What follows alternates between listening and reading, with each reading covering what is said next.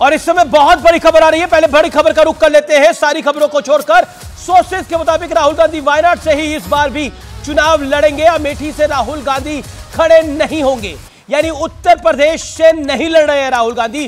दिल्ली में कांग्रेस की केंद्रीय चुनाव समिति की बैठक शुरू हो चुकी है। सोनिया गांधी, मल्लिकार्जुन खड़गे पहुंचे हैं। राहुल गांधी बैठक में शामिल नहीं हो रहे हैं। प्रियंका गांधी भी चुनाव नहीं लड़ रही है। 10 राज्यों की 60 लोकसभा सीटों पर चर्चा हो रही है और कुछ देर में कैंडिडेट का अनाउंसमेंट भी होगा।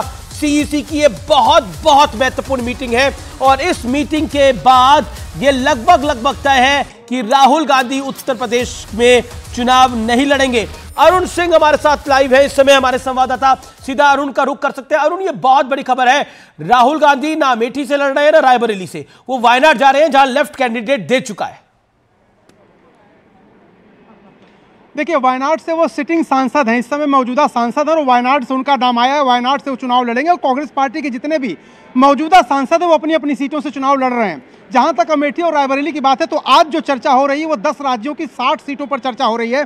केरल है, कर्नाटक है, छत्तीसगढ़ है, दिल्ली है और तेलंगाना है। उत्तर प्रदेश की चर्चा आज नहीं हो रही, इसलिए अमेठी और रायबरेली से दोनों का नाम आया। रायबरेली से प्रियंका गांधी का, वहां की जिला कमेटी ने भेजा, और अमेठी से राहुल गांधी का।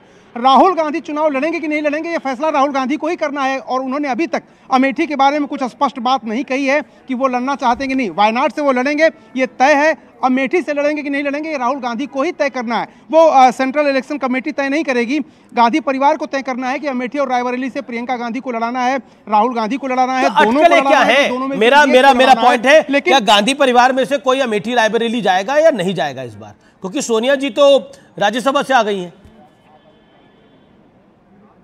देखिए, ये अटकल है कि अमेठी और रायबरेली दोनों सीटें इसीलिए मांगी गई हैं कि गांधी परिवार का जो गढ़ है वहां से कोई ना कोई एक व्यक्ति लड़े चुनाव, कम से कम पार्टी चाहती है। और जो जिला कांग्रेस कमेटी है या फिर प्रदेश कांग्रेस कमेटी वो चाहती है। परिवार क्या चाहता है? से प्रियंका गांधी और अमेठी से परिवार क्या चाहता है?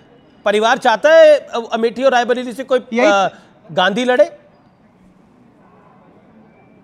अमित यही तय होना बाकी है और सोनिया गांधी को यह तय करना है कि दोनों में से किसको वो अमेठी रायबरेली भेजती हैं, दोनों को भेजती हैं या दोनों में से कोई एक जाता है। जी, लेकिन अनाउंसमेंट कब तक हो सकती है 60 सीटों का, और कौन से बड़े नाम है जो इसमें शामिल हो सकते हैं अरुण?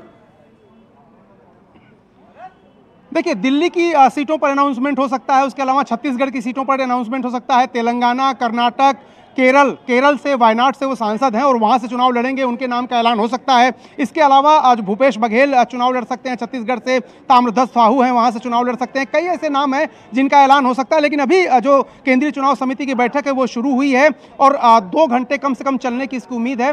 आज रात तक या कल तक नामों का ऐलान हो सकता है, सूची जारी हो सकती है।